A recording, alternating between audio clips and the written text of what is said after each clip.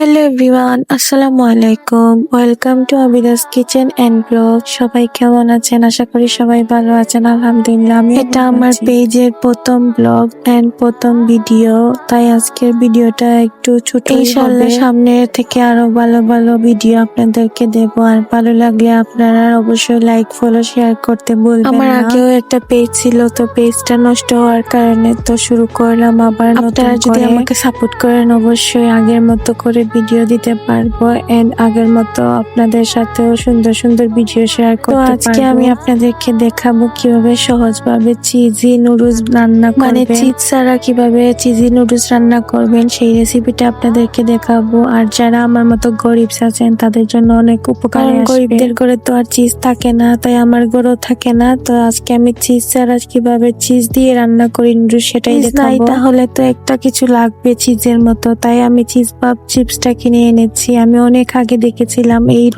Noodles দিয়ে এই chips দিয়ে রান্না করে একদম চিজ নুডলস এর মতো হয়ে যায়, মানে চিজি নুডলস এর মতো হয়ে যায়। খুললো আমার একটা খাবো না তা কি হয়, তো আমি প্রথমে ফ্রাই প্যানে দিয়ে দিয়েছিলাম পানি, তারপর একটু মরিচ পানিটা ফুটে আসলে দিয়ে দিয়েছিলাম আমি এখানে নুডলস দিয়ে নুডলসের মশলা দিয়ে একটু নুডলসটা নরম হয়ে আসলে রান্না করেছিলাম। তারপর নুডলসটা নরম হয়ে আসলে এখানে আমি ওই চিপসটা দিয়ে দিলাম। এটা চিজ পাপ, মাত্র 10 টাকা দিয়ে এরকম চিজি নুডলস রান্না করে খেয়ে দেখবেন একবার হলে, অনেক মজাদার হয়। একটু সস দিয়ে দিলাম, দিয়ে এখন আমি এটাকে ঢেকে রাখলাম। হয়ে গেল আমার নুডলস রান্না। তো কেমন হয়েছে সবাই জানাবেন। দেখেন লুকটা কি অসাধারণ হয়েছে, আর খেতেও দারুণ ছিল। বাসায় ট্রাই করবেন আর বাচ্চাদেরকে এরকম রান্না করে দিতে পারেন। মরিচ গুঁড়া দিয়েছিলাম, বাচ্চাদেরকে দিলে মরিচ গুঁড়াটা একটু স্কিপ করবেন তাহলেই হয়ে যাবে। আমি এর আগেও কয়েকবার এটা রান্না করে খেয়েছি, আমার কাছে অনেক ভালো লাগে। কার কাছে কেমন লাগে জানি না, আমার কাছে অনেক ভালো লাগে। ট্রাই করেন নিয়ে একবার হলো ট্রাই করবেন। নুডলসটা ছিল অনেক গরম, আমি খেতে পারছিলাম না। একটু মুখে নিয়ে দেখলাম, অনেক মজা হয়েছে।